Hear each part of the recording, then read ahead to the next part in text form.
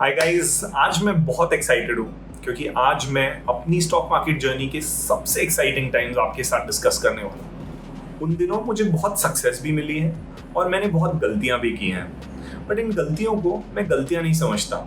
ये गलतियाँ मेरी सबसे बड़ी लर्निंग्स बन चुकी हैं। जितनी भी मेरी स्टॉक मार्केट सक्सेस हुई है आज तक, उसका क्रेडिट मैं इन गलतियों को ही देना चाहता हूँ। तो बात है अक्टूबर 2020 की, जब मेरी नज़र एक स्टॉक बोरोसिल रिन्यूएबल्स पे पड़ी। उस वक्त आपको याद होगा, renewable energy had suddenly become a very hot topic. This was mainly due to the global warming concerns, and suddenly the world was talking more and more about this topic at the World Forum. In fact, the world's biggest investor, BlackRock, also sold most of its stakes in the dirty fuel business all across the world, to an extent that it could not even tolerate 1% stake in Coal India, since it was directly associated with dirty fuels. And that is the time I was researching for some stocks related to the renewable energy space. And I found this gem called Borosil Renewables.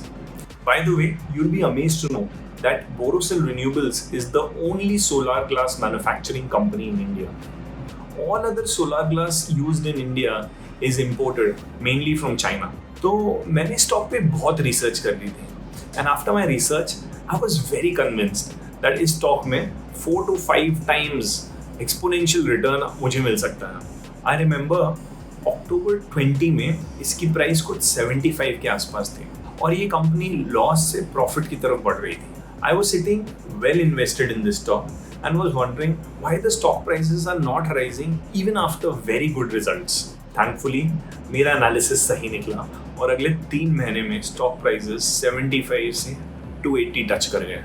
उस वक्त मैंने profit तो book कर लिया, but I कर्ज my self कि मैंने उसमें सिर्फ 8% पोर्टफोलियो एलोकेशन क्यों किया। नेक्स्ट क्वार्टर के रिजल्ट्स देख के मुझे स्टॉक पर और कॉन्फिडेंस आ गया। मैंने फिर इसको खरीदा at the price of 300, but almost 20% allocation इस बार मैंने इस स्टॉक पे कर दिया। मैंने इस स्टॉक पे बहुत रिसर्च की थी और इसलिए मुझे पता था कि ये स्टॉक बहुत ही एक्सपोनेंशियल रिटर्न मुझे दे सकता है। अभी भी वैल्यूएशन पर्सपेक्टिव से ये मुझे बहुत रीजनेबल लग रहा था। मैं अपनी पोजीशंस पे ऑलमोस्ट 9 मंथ्स बैठा रहा।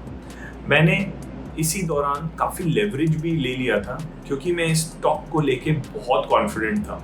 मैंने धीरे धीरे अपनी पोर्टफोलियो एलोकेशन इस स्टॉक के लिए 20% से बढ़ा के 30% तक कर दी थी। इन 9 मंथ्स में बहुत वॉलेटिलिटी थी। स्टॉक 300 से ऑलमोस्ट 230 तक जाता था, फिर वापस 300 आता था, फिर नीचे जाता था, फिर ऊपर आता था। ये कुछ करीब 4 से 5 बार हुआ। फिर सितंबर 21 के आसपास मार्केट में वॉलेटिलिटी बहुत ज़्यादा बढ़ गई। उसी वक्त एक न्यूज़ भी आई कि रिलायंस सोलर मॉड्यूल्स बनाना चाहता है और उस सोलर मॉड्यूल को बनाने के लिए वो end to end components India में ही मैन्युफैक्चर करेगा।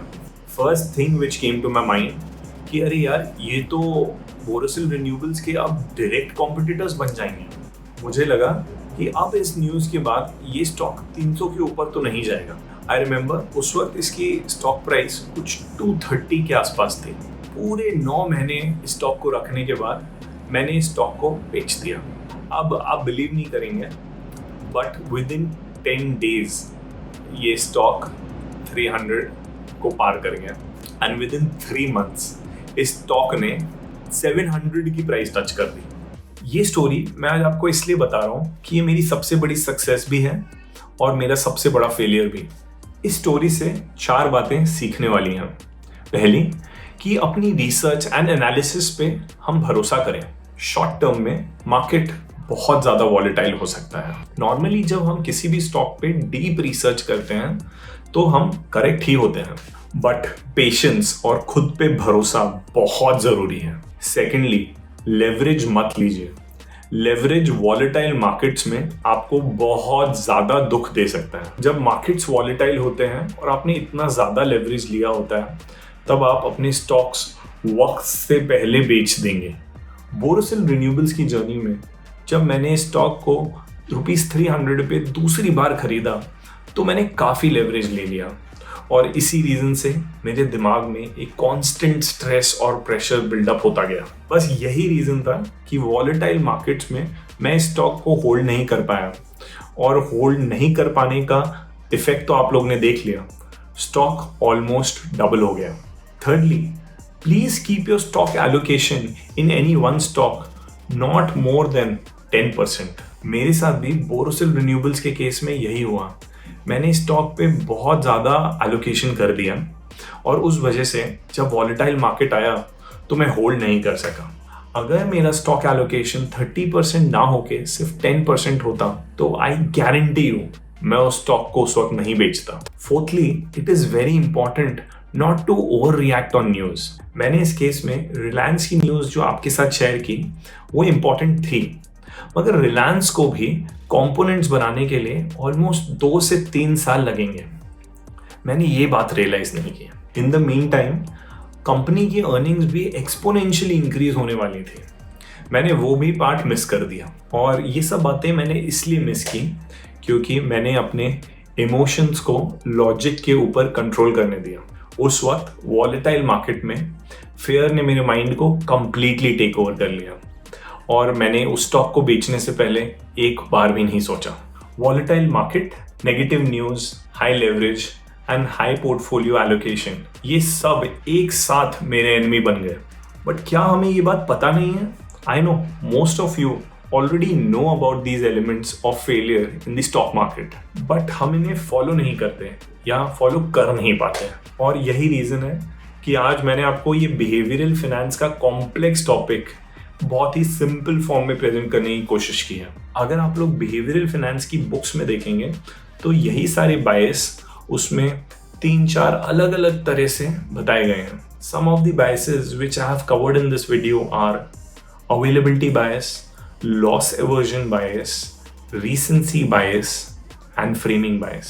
अब हम लोग अपने favourite section Where's the Money section में आ जाते हैं। आज के Where's the Money सेक्शन में मैं आपके साथ बहुत ही इंपॉर्टेंट इन्वेस्टमेंट बिहेवियर डिस्कस करूंगा जिसका नाम है patience. Please note that stock market बहुत रेयरली आपके हिसाब से चलेगा। आपने नोटिस किया होगा जब आप किसी स्टॉक या मार्केट से उम्मीद ही छोड़ देते हैं, वो स्टॉक या मार्केट उसी वक्त ऊपर आना शुरू करता है और आइडियली आपको भी उसी वक्त बाइंग शुरू करनी चाहिए। बट इसका क्या रीज़न है? आपने देखा होगा कि कोई स्टॉक एक्सपोनेंशियली कब ऊपर आता है? वो ऊपर तब आता है जब स्मार्ट इन्वेस्टर्स उस स्टॉक में बहुत ज़्यादा क्वांटिटीज़ में बाइंग शुरू कर देते हैं, और स्मार्ट इन्वेस्टर्स बाइंग तब शुरू करते हैं जब कोई स्टॉक डीप डिस्काउंट पे अवेलेबल होता है। सो आज मैं आप सबको एक सिंपल हैक देना चाहता हूँ। Start creating your own watch list.